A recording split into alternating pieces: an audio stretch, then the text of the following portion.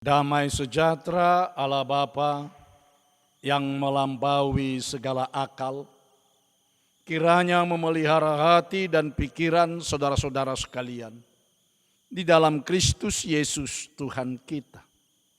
Amin. Shalom bagi kita semua. Jemaat Tuhan yang dikasihi Kristus, dalam ibadah minggu kita hari ini, kita akan mendengarkan firman Tuhan pada ibadah kita, yaitu minggu ke-15 setelah Trinitatis, yang diangkat dari kitab Injil Lukas, pasal yang ke-17, dimulai dari ayat yang ke-26 hingga ayat yang ke-37. Demikian dikatakan di dalam firman Tuhan.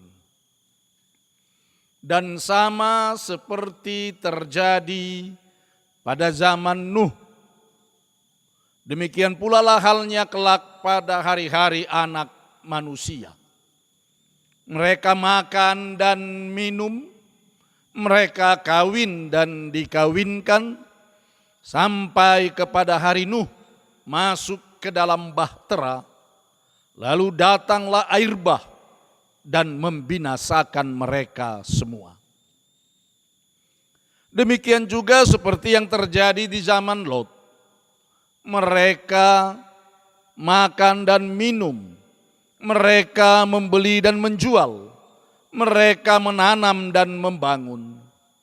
Tetapi pada hari Lot pergi keluar dari Sodom, turunlah hujan api dan hujan belerang dari langit dan membinasakan mereka semua. Demikianlah halnya kelak pada hari di mana anak manusia menyatakan dirinya. Barang siapa pada hari itu sedang di peranginan di atas rumah, dan barang-barangnya ada di dalam rumah, janganlah ia turun untuk mengambilnya. Dan demikian juga orang yang sedang di ladang, janganlah ia kembali. Ingatlah akan istri Lot. Barang siapa berusaha memelihara nyawanya, ia akan kehilangan nyawanya. Dan barang siapa kehilangan nyawanya, ia akan menyelamatkannya. Aku berkata kepadamu, pada malam itu ada dua orang di atas satu tempat tidur, yang seorang akan dibawa dan yang lain akan ditinggalkan.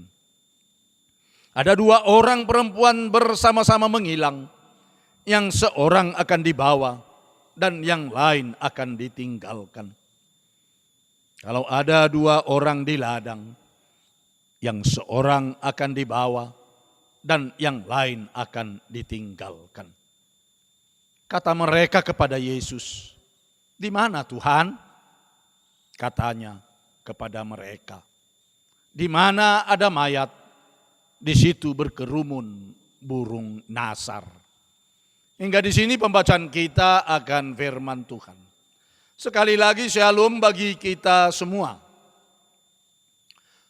Saudara-saudaraku yang dikasihi Kristus, rupanya sejarah terus-menerus terulang kembali. Hanya pengulangan sejarah tersebut di dalam bentuk atau versi yang baru. Itu jugalah yang dikatakan oleh Tuhan kita Yesus Kristus ketika Dia menggambarkan kepada masyarakat Yahudi tentang kedatangan kerajaan Allah di tengah-tengah dunia ini. Tuhan Yesus menggambarkan atau mencontohkan dengan dua bentuk bencana yang mengerikan sebagai hukuman Tuhan Allah. Pertama, peristiwa yang mewakili bencana global atau bencana universal, yaitu peristiwa air bah.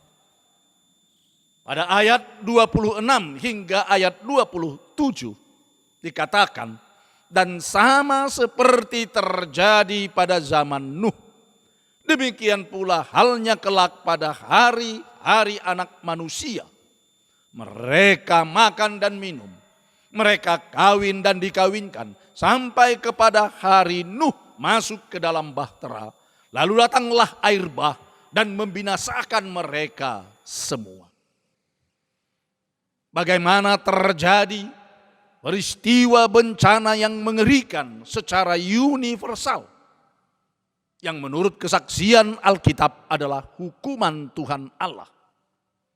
Kehidupan mereka saat itu mereka jalani secara rutin, terus menerus.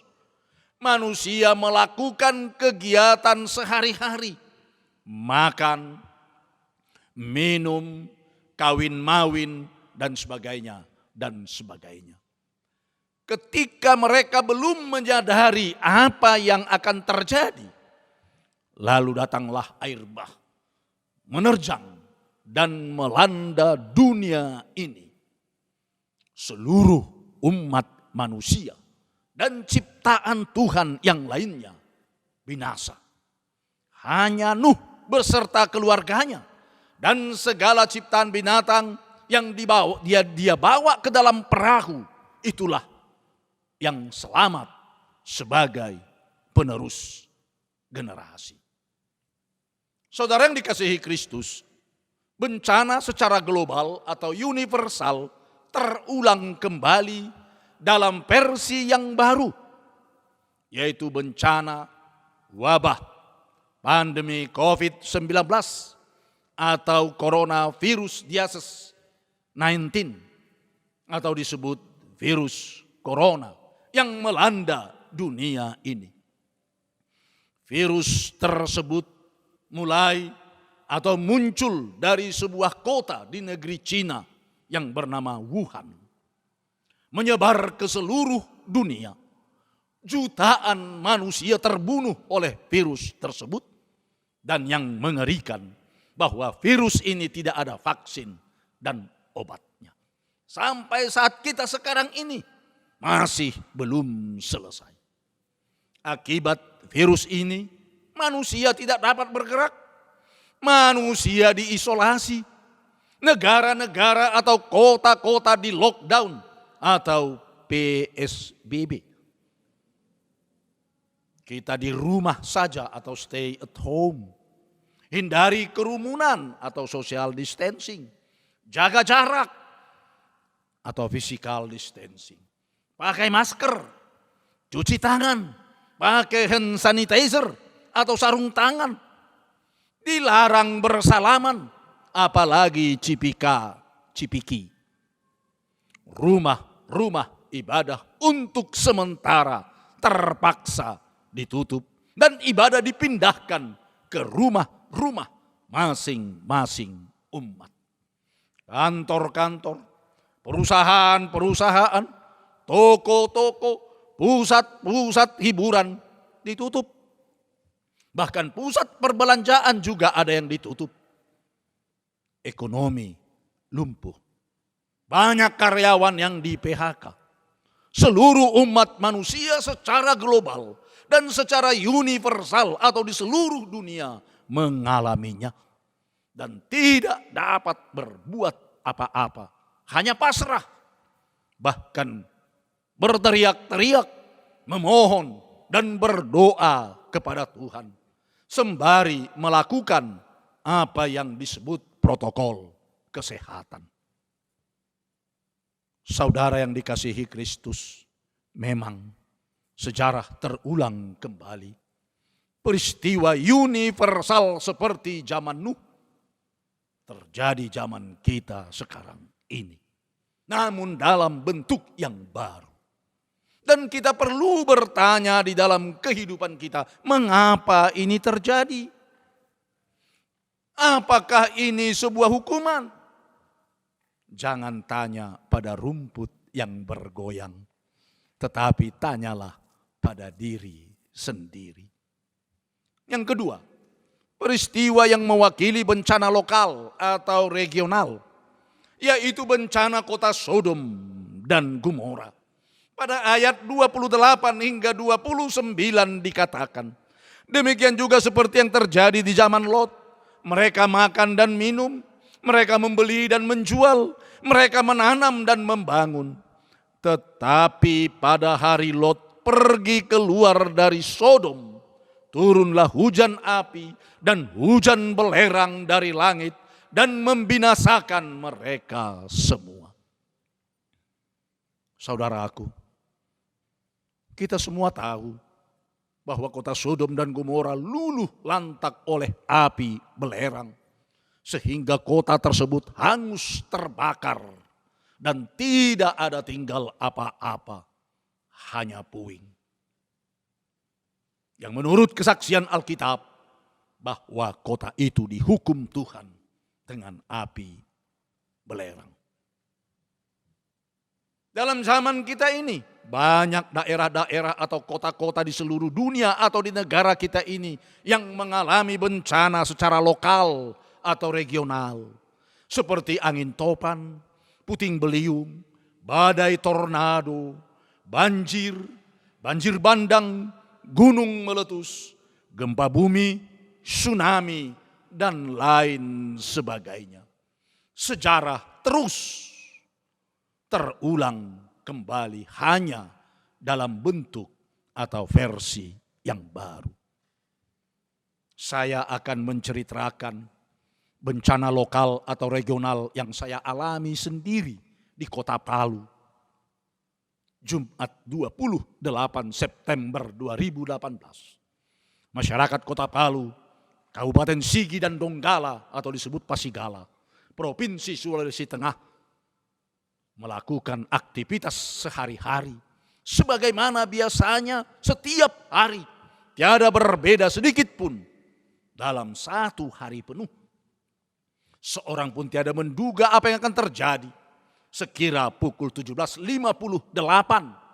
atau hampir jam 18 WIB sore, maghrib, tiba-tiba bumi Tadulako atau sebutan untuk Provinsi Sulawesi Tengah diguncang oleh gempa bumi yang maha dahsyat yang katanya berkekuatan 7,4 skala Richter, yang mengakibatkan banyak bangunan yang roboh seperti rumah, ruko, kantor, Alfamart, dan hotel. Orang-orang yang berada dalam bangunan tersebut ikut tertimpa dan tertimbun reruntuhan, meninggal. Rest in peace. Lalu menyusul tsunami di sekitar pantai Teluk Palu dan di sekitarnya, menyapu bersih dan meluluh lantakkan segala bangunan apapun yang ada di sekitar pantai. Mobil dan manusia diseret oleh arus tsunami masuk ke dalam laut dan menghempaskannya kembali ke daratan. Lalu mayat-mayat pun berserakan di sekitar pantai. Gelombang tsunami juga menghempaskan kapal yang besar ke daratan. Bersamaan dengan tsunami di sepanjang pantai, lalu di daerah kawasan perumahan yang bernama Perumnas Balaroa, perumahan sekitar Petobo dan daerah Jono Oge, terjadi likuifaksi, yaitu tanah yang bergerak. Di daerah Perumnas Balaroa, lebih kurang 1.500 rumah amblas ditelan bumi bersama dengan seisi rumah, maupun segala harta benda yang ada di dalam rumah atau yang ada di teras rumah tersebut atau yang ada di sekitar rumah tersebut, semuanya hilang, lenyap, ditelan bumi hanya dalam hitungan detik. Di daerah perumahan sekitar Petobo, lumpur menyembur dari perut bumi, meluluh lantakkan serta menimbun seluruh rumah dan bangunan apapun berserta dengan penghuni yang ada di dalamnya. Lalu tanah di kawasan Petobo tersebut bergeser beserta apa yang ada di atas tanah tersebut juga ikut bergeser kurang lebih sejauh 800 meter. Di daerah Jonoge juga terjadi likuifaksi. Sepanjang lebih kurang 1,5 kilometer tanah bergerak dan bergeser hingga jauhnya 2 kilometer. Berserta dengan apa saja yang ada di atas tanah tersebut. Baik bangunan dan tumbuh-tumbuhan maupun pohon-pohonan. Semuanya bergeser, bergerak. Sebab seluruh tanah di kawasan tersebut telah berubah menjadi lumpur. Seluruh bangunan roboh dan ditanam oleh lumpur beserta dengan penghuninya. Rip. Saudara yang dikasihi Kristus, hanya dalam hitungan detik kurang lebih sekitar 24 hingga 28 detik. Seluruh bangunan, harta benda, semuanya ludes, sirna tanpa bekas. Bertahun-tahun mereka mengumpulkan seluruh harta benda tersebut. Namun hanya dalam hitungan detik semuanya hilang, sirna. Ditelan reruntuhan, ditelan laut, ditelan bumi dan lumpur. Memang sejarah terulang kembali. Peristiwa lokal atau peristiwa regional seperti zaman Lot. Tetapi hanya dalam versi baru. Dan kita perlu bertanya juga, mengapa ini terjadi? Apakah sebuah hukuman? Jangan kita tanya pada rumput yang bergoyang. Tanya pada diri sendiri. Demikianlah saudara yang dikasihi Kristus, ketika bencana alam terjadi, maka kuasa Allah nyata di dalam ciptaannya. Dan itulah yang dikatakan topik minggu kita hari ini. Kuasa Allah nyata di dalam ciptaannya. Saudara yang dikasihi Kristus, jika Tuhan Allah masih memberi kita nafas kehidupan, masih memberikan berkat-Nya melalui materi, harta dan kekayaan, jangan kita menjadi angkuh, sombong dan pongah, serta asal ngomong dan menghina sesama kita.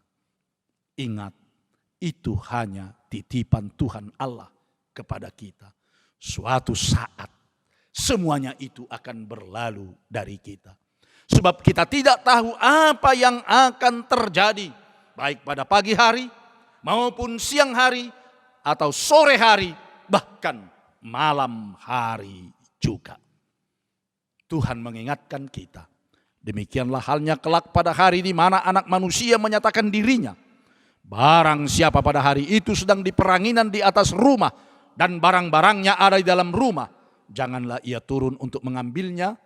Dan demikian juga orang yang sedang di ladang, janganlah ia kembali. Tuhan juga menyatakan kuasanya lewat ciptaannya. Ketika gempa bumi, tsunami dan likuifaksi terjadi di Palu, ada yang sedang di teras rumah, ada yang sedang berada di luar bangunan atau di luar rumah, ada yang sedang dalam perjalanan pulang dari kerja, semua mereka selamat. Namun mereka tidak bisa kembali untuk mengambil apa saja yang ada di dalam rumah. Kejadian di atas masih alam yang berbicara, masih ciptaan yang menyatakan Tuhan. Tetapi manusia sudah tidak mampu berbuat apa-apa. Bagaimana nanti ketika Anak Manusia, yaitu Yesus Kristus yang langsung menyatakan dirinya kepada kita?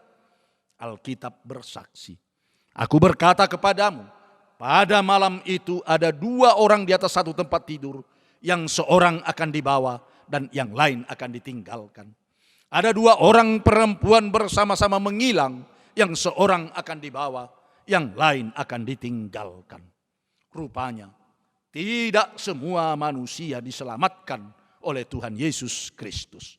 Pasti ada yang tidak akan selamat. Kalau begitu, siapa yang selamat dan siapa yang tidak selamat? Mari kita simak apa yang dikatakan Yesus. Barang siapa berusaha memelihara nyawanya, ia akan kehilangan nyawanya. Dan barang siapa kehilangan nyawanya, ia akan menyelamatkannya. Ini berarti barang siapa yang ingin menyelamatkan nyawanya dengan menggunakan ilmu selamatnya sendiri sehingga menyangkal Yesus Kristus, justru dialah yang akan kehilangan nyawa, kehilangan hidup karena dia murtad. Tetapi barang siapa yang rela bersaksi tentang iman kepercayaannya kepada Tuhan Yesus Kristus, bahkan hingga kehilangan nyawanya, justru itulah yang akan diselamatkan oleh Tuhan Yesus Kristus, bahkan hingga kepada keselamatan yang kekal. Para murid ingin tahu kapan dan di mana akan terjadi. Lalu kata mereka kepada Yesus, "Di mana Tuhan?" Kata Yesus kepada mereka, "Di mana ada mayat, di situ berkerumun burung nasar."